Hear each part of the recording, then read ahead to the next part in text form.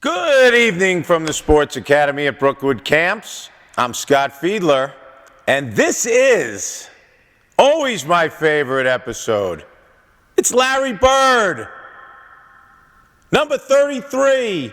Now to the show.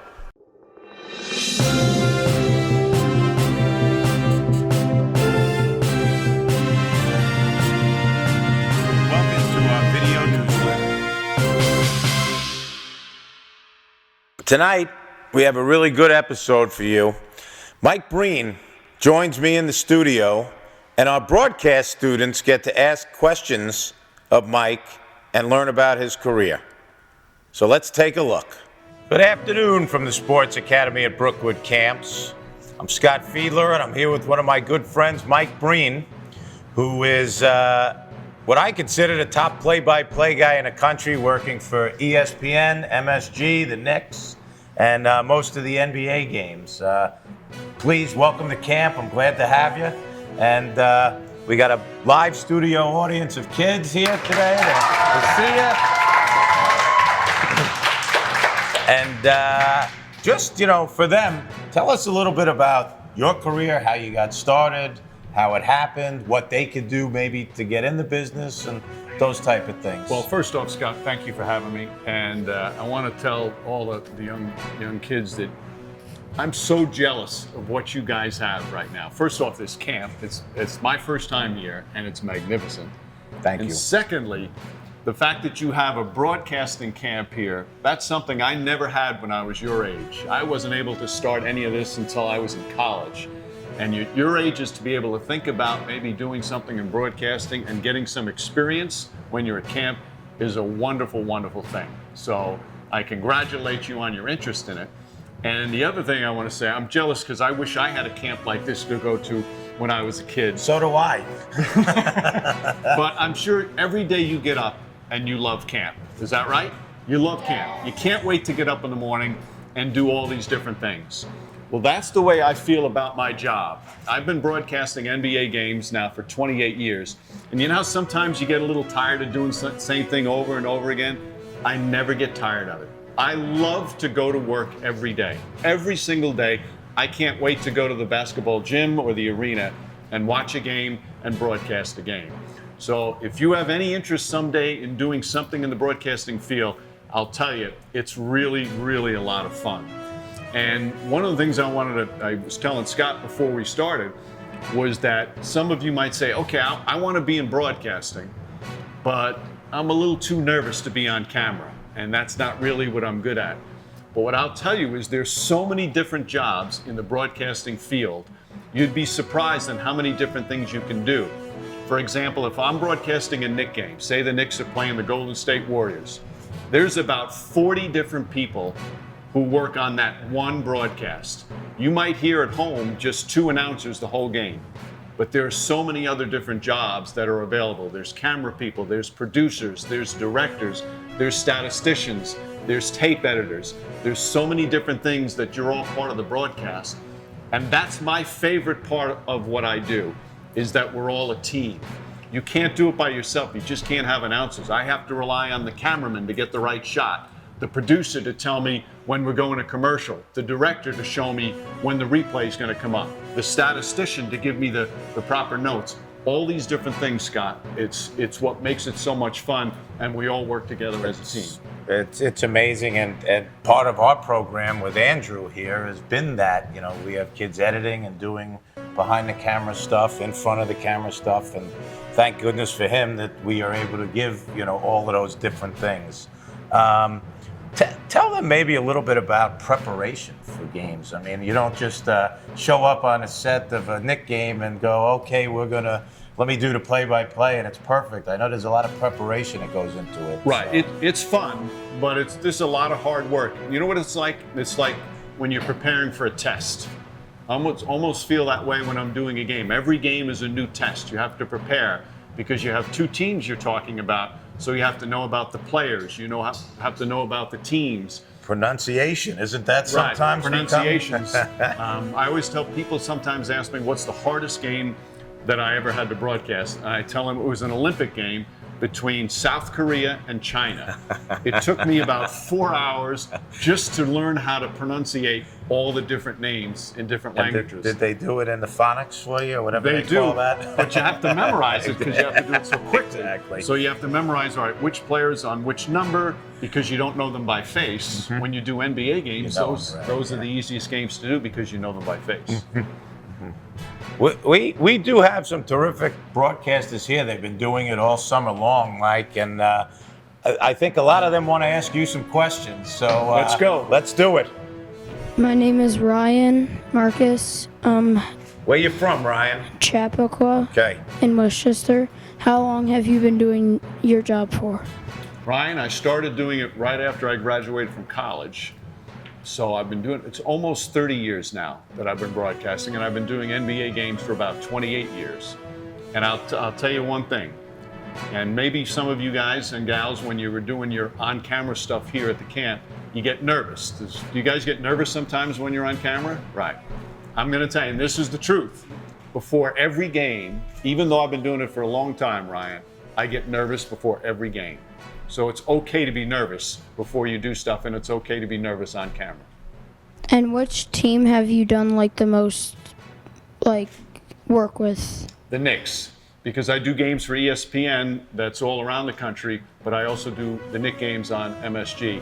And that's the most fun for me because I grew up a Knicks fan ever since I was about 5 years old. All right, can we get something going there finally? And we're hoping one of the years. My Thanks, Ryan. goodness. Thank you. Hi, my name is Sydney. I live in Florida, Boca. What's your favorite thing about broadcasting? You know what, Sydney? I think my favorite thing, obviously, to watch the games. I love basketball.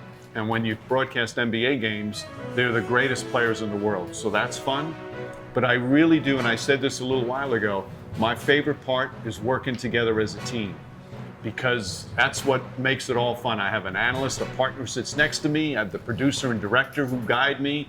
There's so many different people, and it's really fun when it all comes together. It's almost like a basketball team when it all comes together, they win a game. We sometimes feel like that when everybody works together at the end of a broadcast, and it's a really good broadcast. That's a good question, Sydney. Could I ask a quick question? I had to ask it now thinking about it. Jeff Van Gundy or Walt Clyde Frazier? Who do you enjoy more when you're announcing? That's actually one of the beauties of what I do, the different partners that I've worked with. And they're all so different. Yes. And you have to do it a little bit differently. For example, Clyde, he likes when you ask questions. Jeff, you don't have to ask questions. Yeah. He just goes off. And then you work with somebody like UB Brown, who knows more about basketball than anybody who's walking on planet Earth. So Yep. the different personalities make it really fun. Exactly. How do you get away your nervousness when you're on camera? You know what? That's a great question.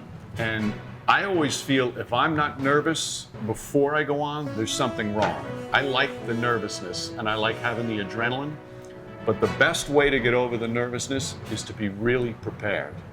I've found and again, same thing like I talked about with a test. If you don't really study for a test, you're really nervous before that test. But if you really study and you know the material, you're much more confident. It's the same way when you broadcast. If you've prepared, if you know all about the players and the teams, you might be a little nervous, which is good, but you're going to be confident.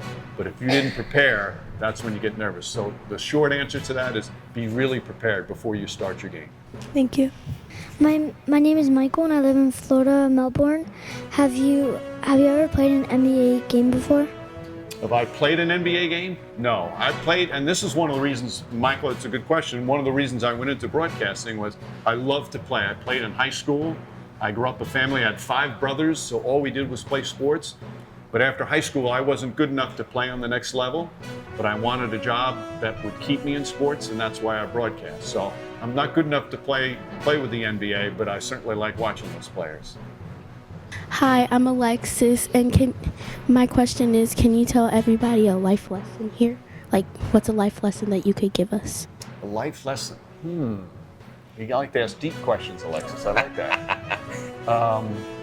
You know what? I think what I've learned in broadcasting, there are a lot of really good broadcasters, really talented, really know their stuff. And some people make it and some people don't. And some people do a lot more than others, and talent is part of it. But I will say this, what I've learned in the business, in my years in the business, more importantly, is how you treat your coworkers. You know, I was very fortunate to watch my mom and dad growing up, and the way they treated people, they always treated everyone, no matter who they were, with kindness and respect, and trying to emulate them. That's the way I've operated in the business. And even though there might have been broadcasters who were much more talented than I was and were probably better than I was. Nobody more talented than you, Mike. That's nice of you to say, but I do think because people would say, oh, he's easy to work with. He gets along with people. I think that was really important. So the life lesson I learned is if you treat people well in the business, you'll be treated very well in return. Okay.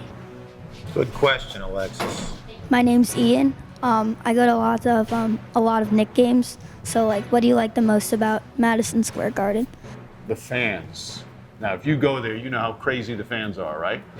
And what I think is so cool about the fans is, and Scott mentioned this earlier, the Knicks have had some rough years lately, right? I mean, if you're a fan, you know that.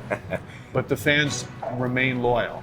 And even if the Knicks are having a terrible season, if it's the fourth quarter of a close game, is there any building louder than Madison Square Garden? No.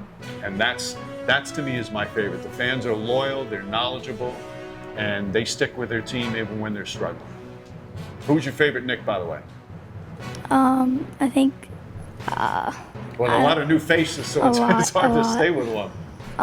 Well, when DeAndre Jordan was on the Knicks, You liked him? He did really well. Who was And your favorite Dennis, Knick of all time? all time? I'll have to go with Clyde Clyde Frazier. You saw him play, Ian? I've seen lots of highlights. Okay. Well, you and me have something in common because he's my guy too. Thank you. Thank you. Earl Monroe. Hi, my name's Izzy Layton. I'm from What's your first name? Izzy Layton. Hi, Izzy. I'm from New York City, and play-by-plays can go by pretty quickly. So, what's the best strategy you use to be able to like transition into the next play?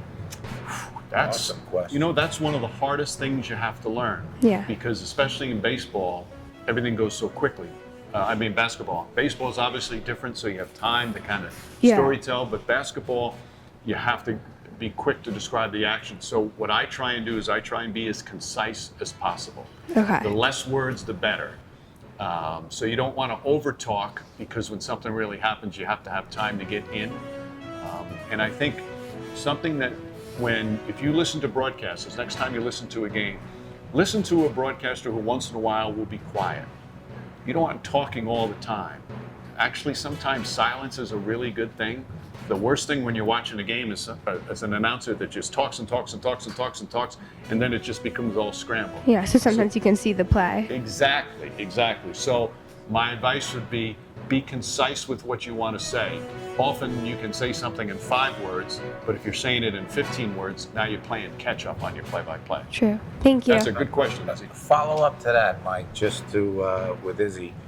Obviously, television and radio are very different when you're doing play-by-play, because radio you are actually trying to tell the listener what is going on, and you are talking more. When television, it's less is more, I guess, so to speak. Radio's harder. I was going to ask you, do you do radio at one I did time? too? radio for a long time, and it's harder. TV is much easier. You don't have to say as much. The color analyst has a bigger role, whereas in radio, the play-by-play is more the dominant voice. But like anything, and I'm sure you guys know this from what you've done at camp, when you first start, it's really hard. When you first start, you have a lot of room for improvement. But the more you do it, you just get better. It's like anything. The more practice, the more it's going to be more comfortable for you, the more you can try different things. So if you're doing this and you feel, I'm not so good at it, don't get discouraged, because it takes time. It really takes time. If I wish I brought up an old tape when I first started broadcasting, if I played it for you, you'd probably all laugh. That's how bad it was. But after time of being on the air over and over again, it's just because I practiced as much as I could, I was able to get a lot better. And that's one thing I'll tell you is don't get discouraged if you think you're not so good early. It takes a lot of time to get good at it. We'll have part 2 of Mike's visit in another episode shortly. Tomorrow, some of our junior broadcasters will be getting media passes, heading over to Florham Park, and going to New York Jets camp. Can't wait to see that episode. It's always a fun episode and a great day for our campers.